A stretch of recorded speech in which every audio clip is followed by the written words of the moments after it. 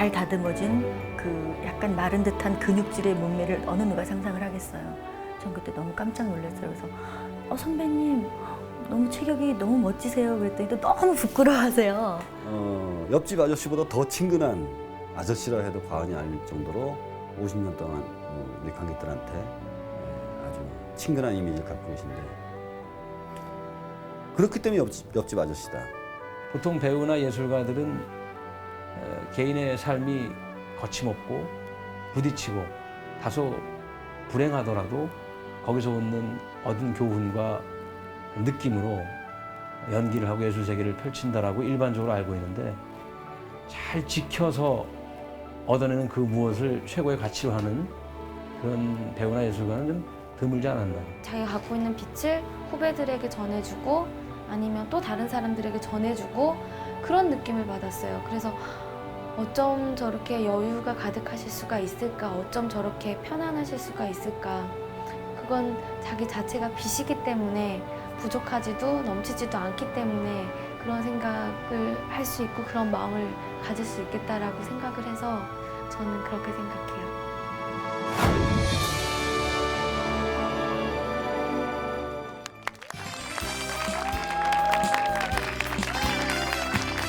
안녕하십니까.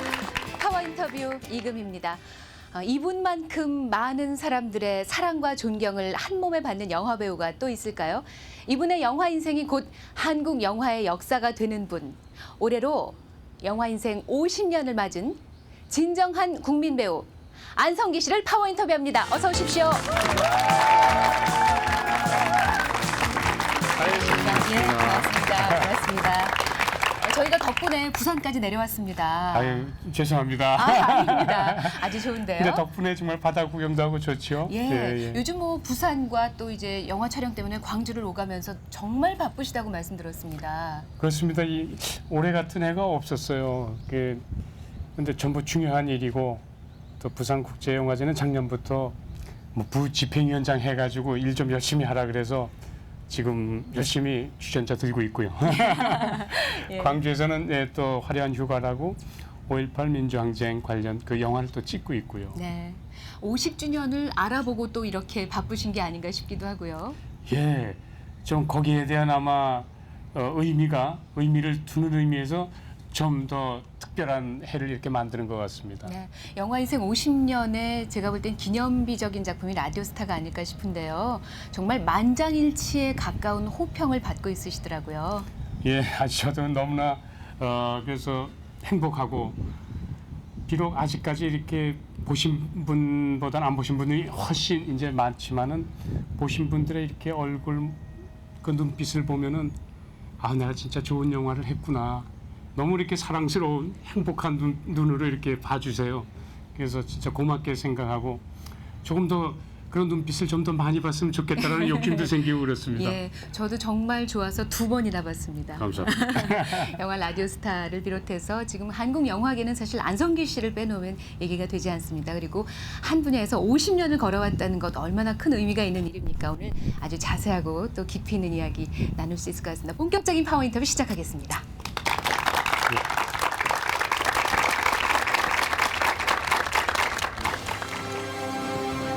지난 12일 아시아 영화의 창 부산국제영화제가 새로운 도약을 모토로 성대한 막을 올렸다. 음악의 스타들도 개막을 축하하기 위해 부산으로 몰려들었다. 명실공히 아시아 최고 영화제로 성장한 만큼 해외 스타들의 발길도 이어졌다. 부산국제영화제는 해가 갈수록 부산국제영화제 부위원장으로 개막식 사회를 맡은 안성기. 첫 막이 오른 1996년부터 부산국제영화제를 세계에 알린 주역이기도 한 그가 올해로 영화인생 50주년을 맞았다. 데뷔 후 200편이 넘는 영화에 출연하며 만들어낸 히트작만도 수십 편. 50년을 줄곧 배우로 스크린을 지키며 살아온 그는 많은 이들의 가슴 속에 진한 감동을 남겨왔다.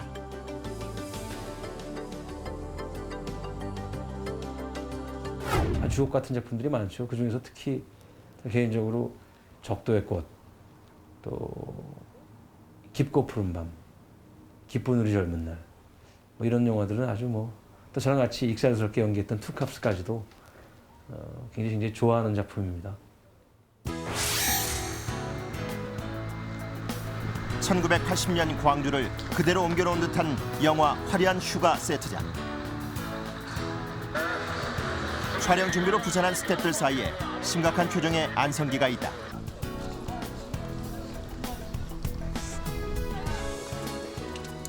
(80년 5월) 광주 시민의 사랑과 항쟁을 그린 영화 화려한 휴가에서 시민군을 이끄는 박흥수 역을 맡은 안성기는 자신이 박흥수가 되기 위해 온 힘을 쏟고 있었다.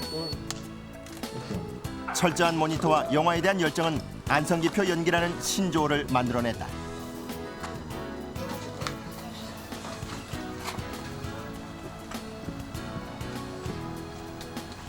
이미 안성기라는 배우가 갖고 있는 하나의 트렌디된 어떤 연기가 있어요. 그러니까 그거는 우리나라 국민 모든 분들이 보시면은 이해가 되는 거죠.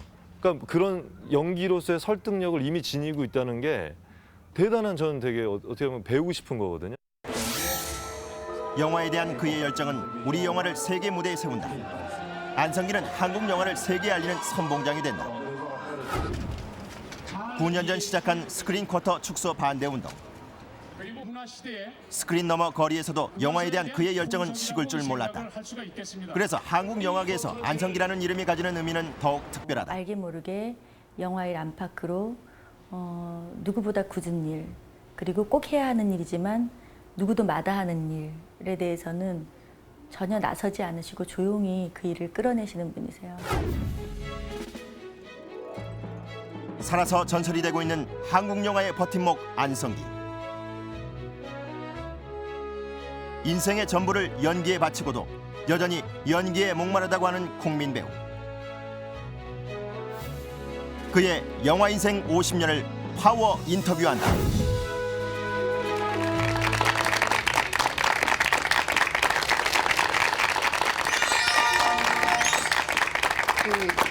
안성기 선생님에 관한 화면들이 나가는데 본인이 그렇게 열심히 보시는 경우는 전 처음 봤습니다. 아니, 간략히 돌아보긴 후배들이 했는데요. 또 예. 얘기를 잘해주니까 고마움의 어떤 마음을 갖고 봤습니다. 그러셨군요. 어제 제11회 부산국제영화제가 폐막식을 가졌습니다. 네. 부집행위원장으로서 물론 양적인 성장이야 많은 분들이 이야기하시지만 질적인 성장 모든 거 포함해서 어떠셨어요? 네, 일단 금년부터 새로 이제 추가된 것이 필름 마켓 쪽이 이제 추가가 됐습니다. 그래서 그 동안에는 영화가 이제 비경쟁 영화제로서 축제의 어떤 영화제였다 그러면 이제 실질적인 어떤 산업적인 측면도 고려를 해가지고 이제 제대로 이제 모양을 갖춘 영화제가 이제 된 것이죠. 예, 만선이라는 표현이 등장하던데요. 만족하십니까? 예. 아, 그러셨군요. 이번 영화제 개막식 얘기들을 많이들 하세요. 문근영 양과 그 더블 MC 공동 사회를 보셨던 나이 차이가 꽤 나죠. 글쎄, 그래서 뭐 개막 때도 얘기했지만은 당분간 이 나이 차는 깨지지 않을 기록으로 남을 것 같다고 얘기도 했습니다만. 어색한 가운데 또 아주 조화의 묘미가 있던걸요? 예, 그렇죠. 그리고 문근영 씨가 진짜 아주 딱 부러지게 합니다. 저는 더듬더듬 해가지고 또 불안하고 하니까 자꾸만 이게 멘트를 이렇게 보면서 얘기하는데 얼마 시간도 똑같은 시간 할애받고 보는 건데 그걸 어느새 다 외워가지고 자기가 하는 말처럼 아주 이렇게 딱 아주 똑부러지게 하는데 예. 너무나 아주 그래서 오히려 제가 도움을 받았다고 할 수가 있겠어요. 예. 35년 전에 그러셨잖아요. 맞아요. 그때가 제일 이게 좋을 때죠. 라디오스타라는 영화가 가수와 매니저를 다룬 영화다 보니까 가수로서 보면서 울컥울컥하는 부분이 좀 많았습니다. 예. 지금 거의 가수들 사이에서 매니저하고 함께 보면 안 되는 영화 1위에 올라 있거든요. 매니저 입장에서는 반대로 꼭 같이 봐야 되는 그렇죠. 영화예요. 근데 꼭 같이 봐야겠다고 손을 잡아 끌더라고요.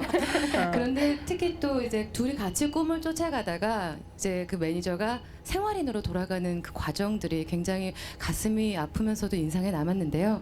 바로 이 영화 때문에 그동안 국민 배우라는 타이틀을 갖고 계시면서도 그 열광도, 인기도에 있어서는 조금 미진하지 않았나 싶던 그 현상을 지금 엎어버린 것인 것 같아요. 예, 예. 작년 한 2005년 10월에 청소년이 뽑은 인기 영화인에도 선정이 되셨다고 하는데 네. 살펴보니까 안타깝게도 원로 부문에 선정이 되시더라고요. 그래서 생각을 해봤는데 그런 부분을 해둬가지고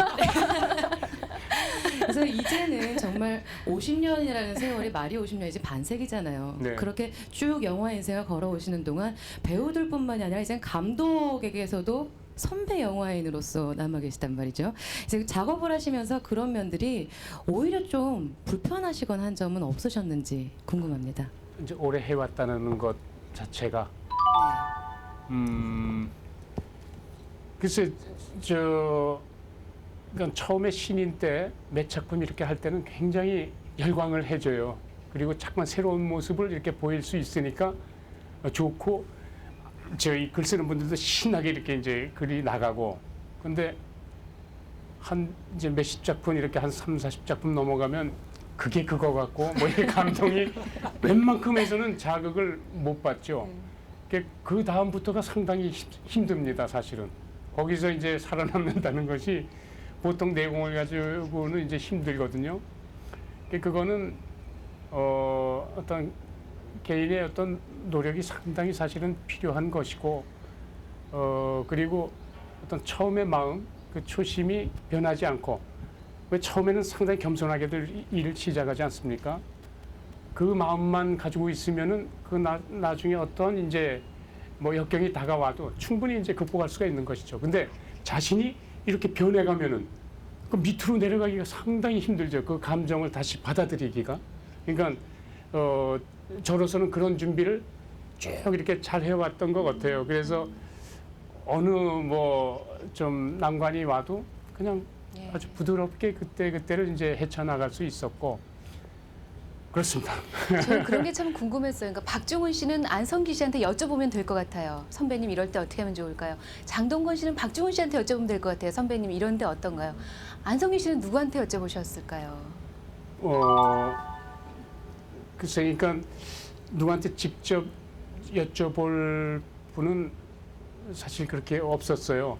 왜냐하면은 선배님들, 선생님들이 우리나라 이제 어떤 영화 역사적으로 보면은 어떤 큰 70년대라는 그 아주 힘든 세월이 있었기 때문에 그때 어떤 배우로서의 그 매력을 갖기에는 너무너무 암울한 시대였기 때문에 다 떠나시게 되고 관객으로부터 떠나고 관객도 떠나고 뭐 이래서 지금까지 현장에 왕성하게 이렇게 활동하고 계신 선배 선생님이 안 계시단 말이죠. 그래서 누구를 이제 귀감으로 이렇게 삼아야 될지는 좀 힘들고 스스로 이제 생각을 하고 그래서 조금 더 쉽게 이제 접근할 수 있는 거는 이제 외국의 어떤 배우 지금 연세가 상당히 있으시면서도 활동을 하는 쉽게 그래서 많은 예를 듭니다만 뭐 션 코넬이나 저 클린트 이스트우드 그 70 넘어가지고 중반에 어떤 그 노입장을 노쇠하지 않고 나이는 분명히 많이 들으셨지만은 노쇠하다는 느낌은 안 주거든요. 이제 그러한 것을 이제 보고 느낌을 저는 이제 받는 것이죠. 네. 그나저나 원로 배우 소리 들으니까 좀 충격이셨겠어요. 아 근데 때때로 해가지고 아 그렇구나. 그냥 이렇게 듣고 그냥 이렇게 잊어버리는 식으로. 근데 네. 그렇게 부른다면은 그렇게 생각을 한다는 거겠죠. 그걸 난 아니야라고 할 필요는 없을 것 같아요. 아무튼 50주년을 맞이하시면서 아마 후배 배우들도 뭐 그 뭐라고 표현할 수 없는 그런 많은 감정들이 들 것 같은데 후배들이 말하는 안성기 선배님입니다. 빛 자체인 분? 빛 자체인 분. 그러니까 정말 그냥 빛 그대로인 것 같아요. 내가 빛이 없어서 빛을 얻으려고 아니면 빛을 쫓아가려고 그러는 게 아니라 그냥 그분 자체가 빛이라서 너무나 여유가 있어 보이세요. 영화계에 살아있는 부처다 이렇게 생각됩니다. 안성기는 사랑스럽다. 너무 좋은 배우. 네. 바이러스다. 현장에 나타나면 안 선배님 때문에 생기는 해피한 느낌이 있어요. 따뜻한 배우. 그러니까 마음이 굉장히 따뜻하죠. 그 따뜻한 온기가 이 스크린이라는 곳을 한번 거쳐서도 관객들 마음에 전달되는 것 같아요. 안성기는 옆집 아저씨다. 제가 연기하기 훨씬 전인 아마 초등학교 6학년 때인가? 그때 제 나이로서는 봐서는 안 될 영화였어요. 근데 제가 왜 그 영화를 보고 싶었는지 모르겠는데 결국은 그 영화를 봤고 그 영화 제목은 깊고 푸른 밤이라는 영화예요. 배창호 감독님 영화가 그랬을 거예요. 영화는 너무나 훌륭해요. 거기서 안성기 선배님, 장미 선배님 이렇게 두 분이 나오시는데 저는 지금도 그렇게 매력적인 배우, 매력적인 캐릭터, 매력적인 영상, 그 마지막 그 자살하는 장면까지 너무나 강렬하게 그 뇌리에 남아 있어요. 제가 초등학교 6학년이면 아마 13살 뭐 이렇잖아요. 제가 어렸을 때 처음 본 한국 영화라고 해야 되나? 아무튼 처음으로 영화라는 거를 인지하고 보고 재밌게 웃었던 영화가 투캅스였어요. 그래서 그런지 그게 가장 많이 기억에 남고 거기에서 보였던 안성기 선배님의 모습도 기억에 많이 남고 그래요. 74만수를 찍을 땐 지상에서 50m 위에서 한 4개월을 찍었는데 전혀 하나의 안전 장비도 없이 올라가서 매일 찍었거든요. 그래서 사실 뭐 이렇게 말하면 좀 지금 생각하면 아찔한데 떨어지면 죽는 거였어요. 근데 그 당시에는 워낙 촬영 현장이 열악했기 때문에 한국 영화가 딱히 안전장치도 없었고 그래서 매일 4개월을 매일 그 50m에 소위에서 기어서 올라가기 전까지 같이 기도를 했습니다. 하늘에. 오늘 죽지 않게 촬영 잘 해주십시오 하고 내려온 기억이 나죠. 안성기 선배님하고 함께하는 영화 작업을 못 해본 사람들이 해봤으면 좋겠다는 생각도 들고요. 어쨌든 그분의 50주년 영화 인생 동안에 어떤 분하고는 많이 하시기도 하고 어떤 분하고는 기회가 없었기도 했잖아요. 근데 저는 안성기 선배님과 많은 사람들이 기회를 갖고 영화를 많이 하셨으면 좋겠고 그래서 더 오래 하셔야 된다라는 말씀을 드리고 싶어요. 가끔 좀 한번 풀어주시길 바랍니다. 후배들과 함께 한번 확 어떤 날은 좀 늦게 좀 들어가시고 술도 좀 많이 취하셔서 좀 더 풀어주시는 기회가 좀 자주 있으셨으면 좋겠어요. 그 영화제나 혹은 연말에 막년회 때 가끔 그러시거든요. 그런 모습이 최소한 한 분기마다 한 번 정도는 있으셨으면 좋겠다라는 생각이 듭니다. 나중에 기회가 된다면요. 사회가 아니라 같은 필름 안에 있었으면 좋겠어요. 그렇게 될 수 있도록 저 열심히 하겠습니다. 그때까지 기다려주세요, 선배님.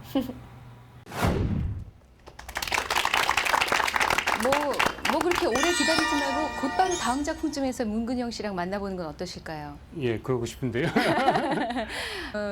박중훈 씨는 뭐 화면에 나오진 않았지만 저희 제작진에게 해준 얘기로 양질의 인간 이런 표현까지 했더라고요. 네. 가장 가까운 사람으로부터 그런 이야기를 들을 정도 그리고 겉과 속이 똑같은 분 뭐 이런 느낌이 드는데 과연 그렇다면 안성기 씨 매력의 진실과 거짓은 무엇인지 저희가 한번 파헤쳐 보겠습니다. 네. OX판 제가 드렸는데요.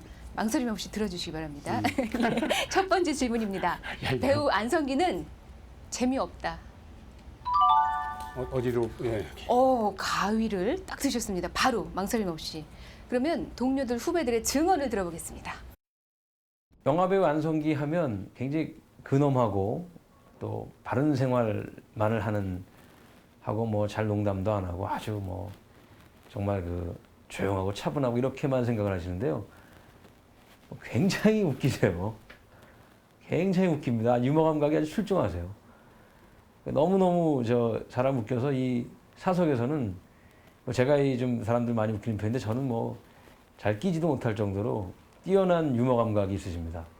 안 선배님하고 있는 장소는요. 거기가 회식 자리가 됐건 아니면 뭐 배우들끼리 밥 먹는데건 뭐 스태프가 모인 자리건 이 현장이던 모든 자리가 항상 재밌어요. 그러니까 의외로 농담을 너무너무 잘하시고 그 특유의 목소리 톤이 아이 뭐 그게 그렇지 않아 뭐 요즘 이러시잖아요. 근데 그렇게 은은하게 이렇게 농담을 건네시는데 거기에 저희는 거의 맨날 뭐 박장대소하고 막 난리 나거든요. 아, 두 분의 증언을 들어보니까 그 은은한 목소리의 농담 그리고 박중훈 씨가 끼지도 못하는 유머 다 그렇게 말씀하시네요. 근데 특별한 레파토리가 있는 건 아니고요. 예. 그냥 그때 현장에 그 맞는 그것이 저도 모르게 이렇게 나와요. 그러니까 사실 비춰지는 어떤 저의 모습이 사실 그럴 수밖에 없죠. 뭐 이렇게 정돈들 되고 뭐 인터뷰하고 이제 그런 것만 나오지 실질적으로 이제 어떤 개구쟁이 모습이라든가 이런 건 잘 안 비춰지지 않습니까? 근데 우리 촬영 현장이라는 것은 일을 왜 물론 진지하게 하는 것은 이제 기본이지만은 즐거운 마음으로 이렇게 해야 되잖아요. 그래서 뭔가 그 준비를 좀 하긴 해야 돼요. 그거에 대해서. 그래서 그 현장이 이렇게 활기가 있게끔은 해야 된다라고 해서 그런 마음이 있으면은 어느 분이 도와주시는지 뭐 이렇게 흰소리가 잘 나오고. 예. 그리고 그건 아마 관심일 것 같아요.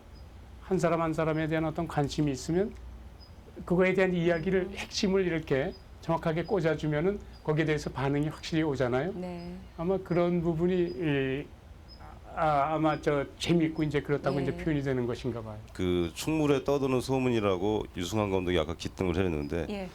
꿈속에서 낯선 년이 나타나면 꿈속에서도 깨신다는 그런 얘기가 있던데 우리가 신봉하지는 않는 이론이지만 왜 우리가 예술가라고 하면 뭐 현실에서도 그냥 보통 사람이 하지 않는 파격적인 행위를 하고 일탈도 해보고 이러면서 천이무봉하면서 어떤 삶에서 어떤 느낌 같은 걸 이렇게 연기를 표출한다고 알고 있는데 그렇게 항상 이렇게 정돈된 삶을 사시는 그 가운데 여러 역할을 하는 에너지는 과연 어디서 얻는 것인지 그런 것들이 좀 궁금하겠죠.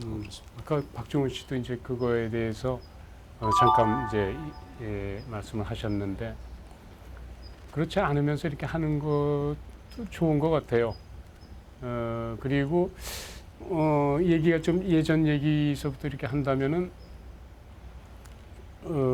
제가 이제 영화를 다시 시작하게 된 아역 말고 70년대 말부터 이렇게 했는데 그 당시에 영화의 어떤 상황이 정말 너무나 안 좋았고 영화 하는 사람들이라 그러면 좀 이렇게 안경 쓰고 이렇게 보는 그런 느낌이었고 그래서 자 내가 평생을 이걸 할 것인데 존경을 받지 못할 망정 이렇게 안 좋은 곱지 않은 시선으로 보는 거는 내가 견딜 수가 없겠다. 그래서 진짜 열심히 일을 해야 되겠다.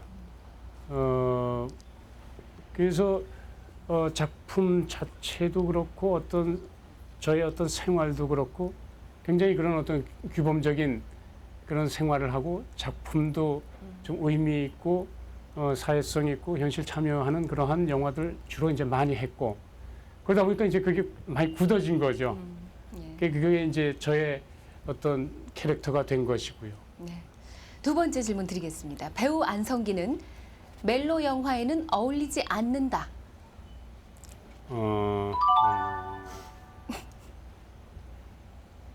그렇지 뭐 일단은 뭐 이렇게 되겠네. 아, 스스로 그렇다고 하셨는데 과연 다른 분들도 그렇게 생각하실까요?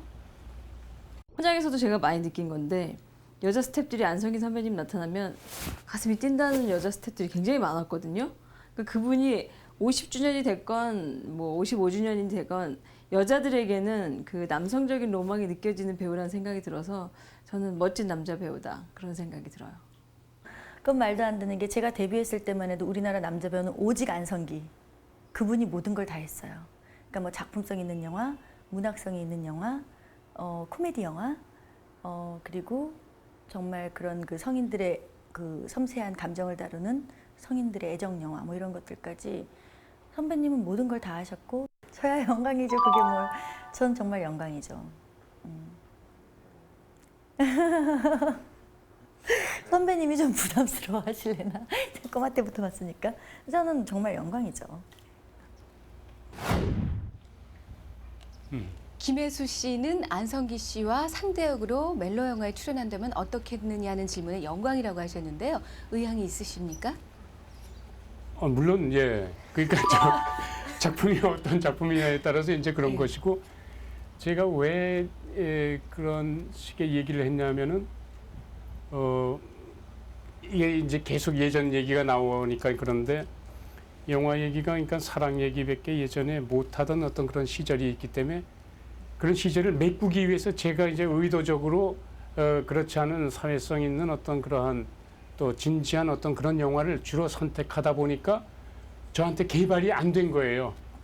그런 어떤 감정이라든가 표현이. 그래서 뭐 여배우를 이렇게 근사한 눈으로 이렇게 보고 사랑스러운 그런 걸 잘 못해요. 쑥스러워가지고. 그래서 그 사랑 이야기도 어색한 감정에 뭐 신혼여행 가서도 샤워하고 딱 나오는데 정장하고 다시 이렇게 나오는 뭐 그런 분위기의 어떤 사랑 이야기라든가 이런 식으로 변질이 좀 됐어요. 그래서 좀 끈끈하고 좀 기존에 생각했던 그런 저 로맨스의 그런 영화는 못 해봤고 아직도 어색할 것 같은. 만약에 김혜수 씨하고 상대역으로 나오는데 키스씬이나 그 이상의 씬이 있다라고 한다면은 그건 이제 그 작품이 그건 자연스러워요.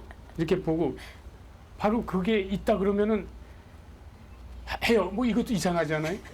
그 봐가지고 그 캐릭터가 아 진짜 이거는 정말 열심히 해야 되겠구나 키스를 열심히 해야죠.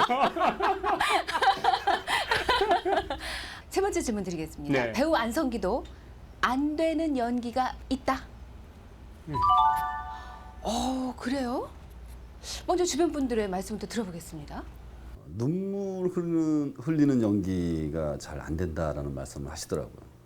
근데 그게 제가 봤을 때는 어떻게 보이냐면 못해서 안 하는 게 아니고 어떤 감정의 어떤 그 표현하는 데 있어가지고 굳이 드러내지 않더라도 충분히 전달할 수 있는 깊이 있는 연기가 되니까 외면적으로 뭐 그렇게 굳이 막 눈물을 흘려서 관객들에게 과도하게 전달하려는 의지가 없어서 그런 말씀하신 거 아닌가라는 생각이 들고.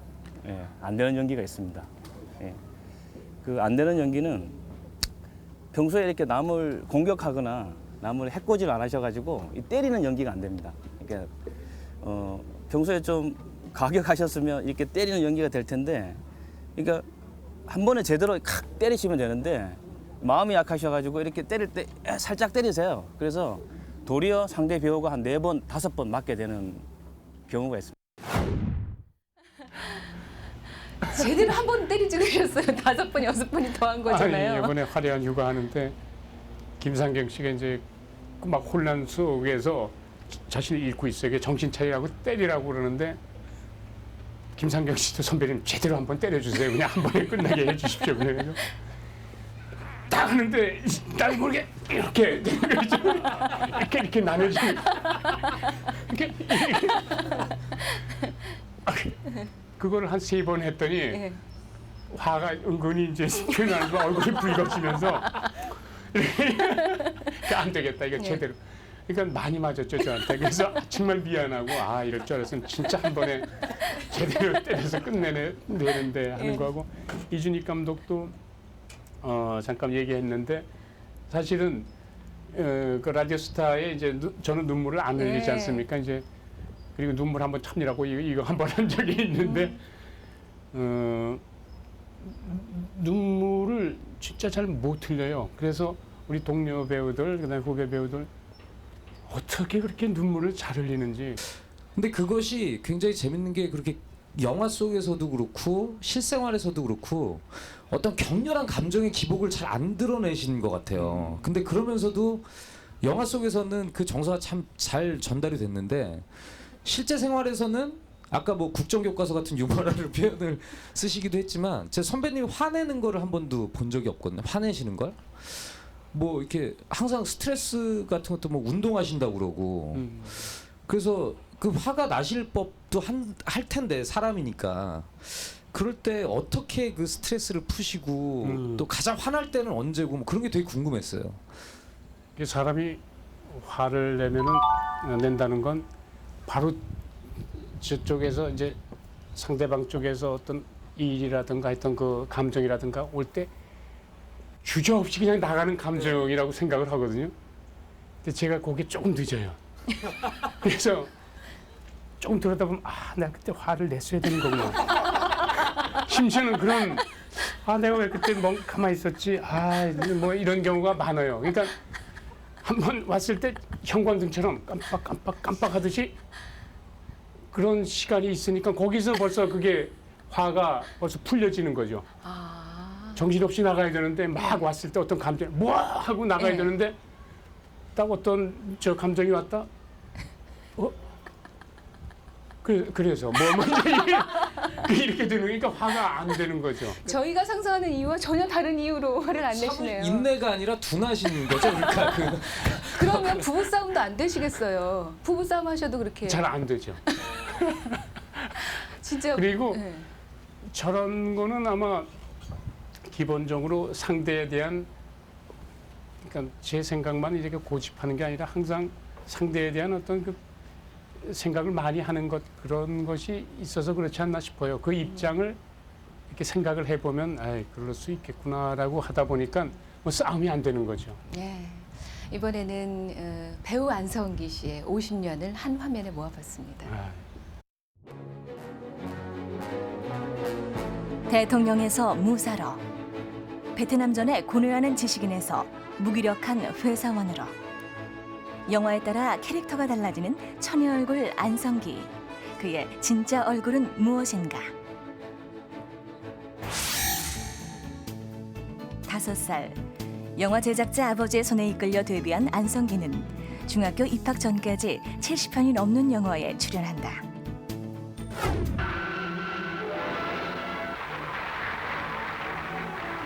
소년 연기상에는 안성기 군등이었습니다.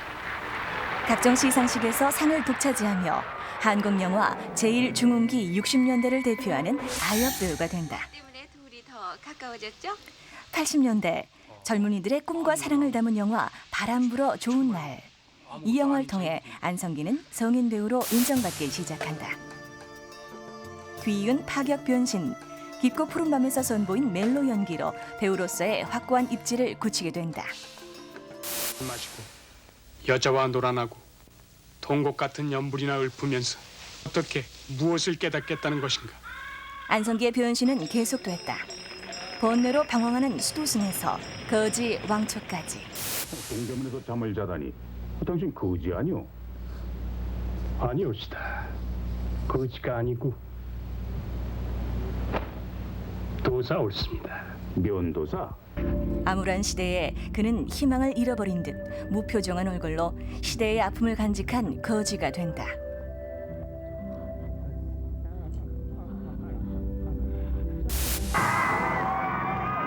그런가 하면 어느새 그는 대통령이 되어 나타났다. 세대를 초월한 왕의 이미지로 관객들의 신뢰를 받는 스크린 속 대통령이 된 것이다.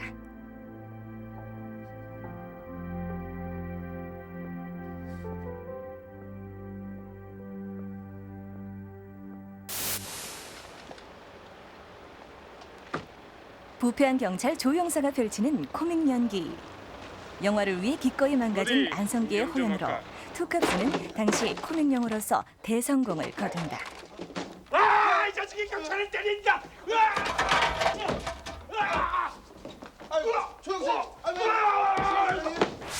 청룡 영화상, 나무 조연상. 2001년 청룡영화제 시상식장. 주연상만을 받아온 최고 배우 안성기의 조연상 수상. 영화를 위해 기꺼이 몸을 낮추었던 그의 모습은 모든 이들에게 진한 감동을 남기며 후배 영화인들에게 큰 귀감이 된다.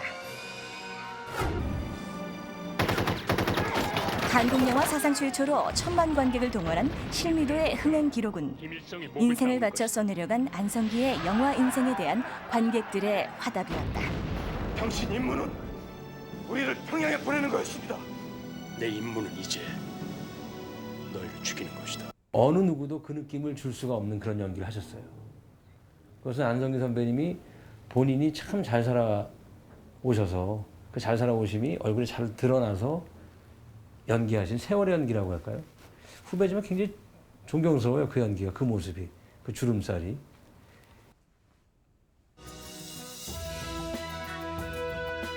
선한 얼굴 속에 숨겨진 야누스의 얼굴, 주름진 얼굴에 감추어진 표정. 영화배우 안성기의 얼굴을 두고 그 어떤 예단이나 예측도 무의미하다. 캐릭터의 보물창고로 불리는 안성기. 천의 얼굴 안성기가 말하는 그의 진짜 얼굴은 무엇일까?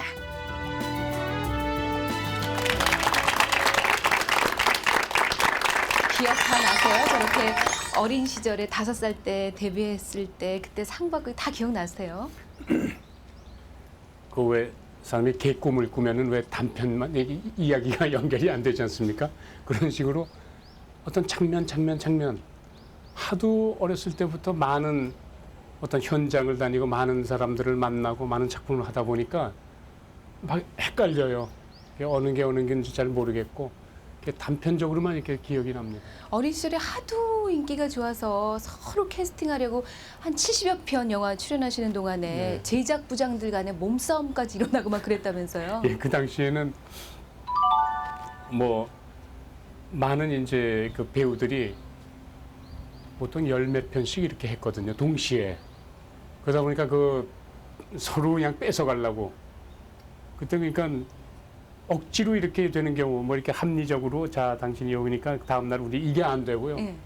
힘으로 뺏어서 데려갔어요. 그래서 제가 지방 촬영을 한 2달간 근데 여기 촬영하다가 간 거예요. 근데 2달간 여기 해놓고 안 보내니까 여기 제작부장님이 와가지고 진짜로 저를 앉혀놓고 양쪽 제작부장이 칼을 꽂더라고요. 딱 꽂더니 나 데려가지 않으면 이걸로 나를 찔러라고. 뭐 이런 일도 있었어요. 영화보다 더 영화 같은 일이 일어났군요. 예, 그래가지고 그날 밤으로 다시 서울로 이렇게 온 기억이 있고요. 와, 정말 이런 얘기가 더 재밌네요.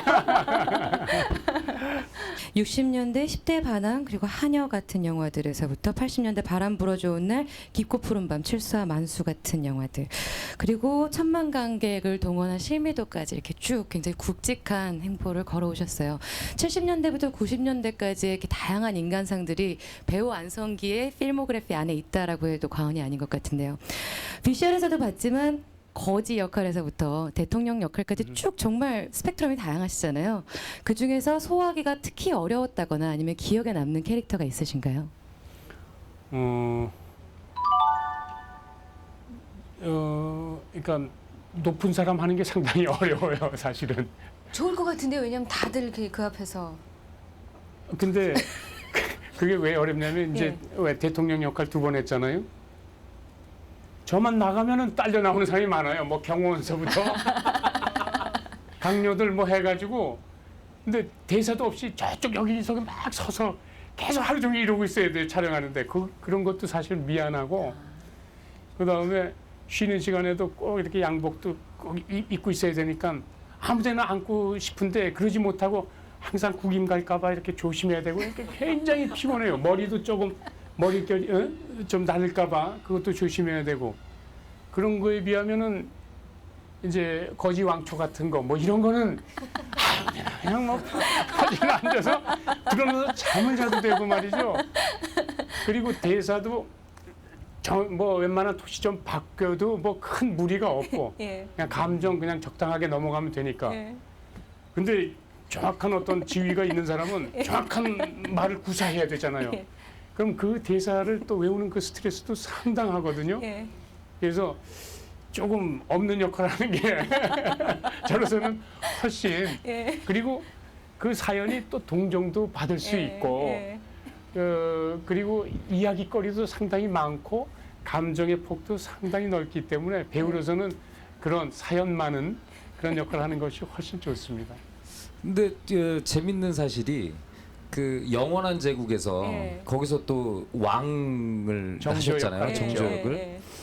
근데 영원한 제국의 정조역을 하시면서부터는 그때부터 조금 변화가 있었다는 생각이 든 것이 선배님이 그 전까지는 그 작품의 모든 그 에너지와 뭐 투캅스나 칠수함한수 이런 데서 이제 버디로 나오시지만 여전히 이렇게 리드하면서 이 그 모든 짐을 이렇게 혼자 짊어지는 듯한 느낌이셨는데 영원한 제국부터는 그 에너지를 이제 주위 그 다른 캐릭터들과 이렇게 나누는 역을 서서히 하셨던 걸로 기억이 나요. 그러다가 정말 이렇게 그 안성기 하면 한국 영화의 주인공이셨는데 되게 쇼킹했던 게 인정사정 볼 것 없다 해서 대사도 뭐 아니 문을 왜 이렇게 열어놨어 그 한마디 하시는 근데 그때부터 이게 주연과 이게 역할의 이 그 분량을 가리지 않으시고 밀도를 중심으로 해서 이렇게 출연을 하셨던 것 같거든요. 근데 만약에 제가 선배님 입장이라면 좀 되게 서운했을 것 같아요. 그런 게 뭐 이렇게 뭐 그 시나리오가 들어왔는데 들어온 캐릭터가 뭐 3번째 이렇게 뭐 써 있다든지 그러면 근데 그렇게 좀 그 역할의 그 빈도보다 밀도 위주로 이렇게 막 섭외가 들어오고 하실 때 솔직히 심정이 어떠셨는지. 그래서 이명세 감독의 특히 인정사정 볼 것 없다 이유가 이제 조금 더 그랬어요. 영원한 제국 그 이유보다는 그래서 이걸 날 읽으라고 준 건가 그냥 이걸 하자고 준 건가 좀 약간 그리고 그 이후로는 자꾸만 왜 이런 걸 나보고 하자 그러지 이런 경우가 사실은 당황스럽긴 했었어요. 근데 하도 많이 그런 게 받으니까 이제 나한테 요구되어지는 건 아마 이런 거구나. 나의 쓰여짐이 이런 데 쓰여지려고 이러는구나, 이제 앞으로는. 그래서 그걸 받아들이기로 했죠. 그래서 이제 문제는 어떤 크기의 문제가 아니라 어떤 깊이의 문제다라고 이제 제가 완전히 방향을 틀었습니다. 그래서 도저히 그 나이가 들지 않으면 할 수 없는 어떤 그러한 감정의 어떤 깊이를 갖는 것, 풍부한 것, 이것으로 나는 그럼 앞으로 영화에 임해야 되겠다라고 생각을 했고 다행스럽게 그러한 시기를 큰 상처는 안 받았어요. 거기서 아파해가지고 막 술 마시고 막 망가지고 뭐 이럴 필요는 없을 것 같습니다. 근데 실제로 가장 큰 인기를 구가했던 80년대에조차도 영화 출연은 물론이고 돈이 되는 CF까지도 출연을 좀 자제하셨다고 들었습니다. 심지어는 술까지 마시면서 많이 고민을 하셨다고 하시는데요. 요즘 영화계를 보면은 단 한 작품이 크게 히트한 뒤에 뭐 CF라든지 지명 광고라든지 수도 없이 많은 매체의 얼굴을 내미는 스타들이 있거든요. 사실 그 스타들에 대한 동경을 갖고 아름답게 보다가도 도대체 저 사람이 뭘 광고를 하고 있었더라 이렇게 헷갈릴 정도 지경이 되면은 본인 입장에서 별로 안 좋은 것도 사실입니다. 이런 후배들에게 한마디 하실 말씀이 있을 것 같은데요. 다른 이제 후배라도 하여튼 말하는 거는 상당히 사실 조심스럽기는 하고요. 그리고 요즘에는 이 전체 어떤 이 영화 쪽의 크기가 이제 커져가지고 또 매니지멘트사도 있고 어떤 이해관계가 전부 이렇게 걸려 있기 때문에 어떤 개인의 왜 그렇게 하느냐 하기는 상당히 좀 힘든 문제가 있습니다. 근데 사실은 헷갈릴 정도로 많이 한다라는 것은 본인을 위해서는 사실은 마이너스죠. 그러니까 그 현명하게 적절하게 이렇게 배분이 돼야 된다고 생각을 해요. 그래서 저는 늘 그 예를 많이 드는데 100m 단거리 주자를 할 것이냐, 아니면 뭐 5000m 중거리 주자를 할 것이냐, 아니면 마라톤 주자를 할 것이냐. 그건 이제 자기가 선택하기 나름이다 이거죠. 100m 같은 주자로 계속 마라톤을 하고 싶습니다. 이거는 그런 건 없어요. 그러다가 중간에 죽게 되죠. 심장이 터져서. 그러니까 그거는 자신이 선택할 문제라고 생각을 하고 저 같은 경우는 애초에 마라톤으로 생각을 했습니다. 근데 영화를 그러니까 수많은 직업들을 다 거쳐보시고 같은 직종의 또 여러 가지 캐릭터들을 해보시고 거의 안 해본 게 없으실 텐데 그럼에도 불구하고 제가 또 얼마 전에 들은 얘기로 또 막 그 어떤 캐릭터가 그리워 뭐 이런 말씀을 하셨다고 그러는데 그 여전히 지금 그 갈증이 있으신 것 같아요. 그래서 지금 앞으로 이렇게 여전히 그 갈증이 해소되지 않은 캐릭터 같은 것들이 있으시다면 어떤 게 있는지. 안 해본 캐릭터는 사실은 아주 단순한 진짜 악인. 그러니까 뒤에 배경이 없고 동정받지 못하는 거 악인 있잖아요. 그런 역할은 이제 사실은 못 해봤죠. 근데 하고 싶은 생각도 그거는 별로 없는 건 사실이에요. 왜 그걸 해요? 동정받는 역할 해야지 왜? 그리고 이제 우스갯소리고 중요한 거는 그냥 어떤 작품이지 어떤 인물은 아닌 것 같아요. 똑같은 인물이라도 이 영화에서는 이렇게 녹아내릴 수 있고 이 영화에서는 이렇게 내릴 수 있고 그렇거든요. 그렇게 다양해져야죠. 진짜 어떤 생김으로 외모로 어떻게 느낌으로 이렇게 조금씩 달라진다. 이거는 불가능하다고 보는 거죠. 네. 영화 50년 나는 아직도 목마르다. 어디에 목이 이렇게 마르세요? 그 목마름, 그러니까 또 좀 바꿔서 어떤 헝그리 정신이라 그럴까? 뭐 그런 거는 늘 있어야 된다고 생각을 해요. 어떤 날 우리가 촬영을 하는데 왜 겨울날 새벽에 눈 비비고 일어나서 촬영 현장 가는 경우가 있거든요. 그럼 따뜻한 거 아랫목이 그립고 조금 게을러서 조금 요번 겨울은 그냥 쉬고 싶네. 이런 목마름이 없다면은 그렇게 된다면은 좀 안 좋은 것 같아요. 자기가 좋아하는 영화를 계속할 수 없을 것 같아요. 그래서 목은 영화를 할 수 있는 어떤 그날까지는 계속 말라야 될 것 같습니다.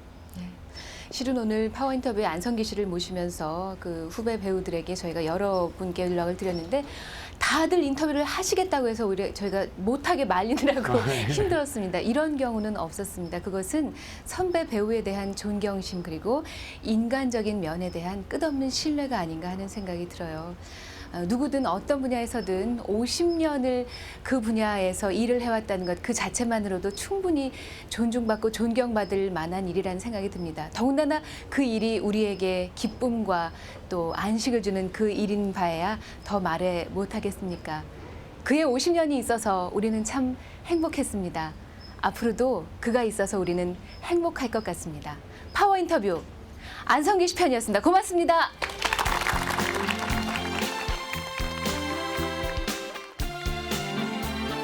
사실은 저는 이제 안 선배님의 길을 뒤에서 쫓아가는 후배로서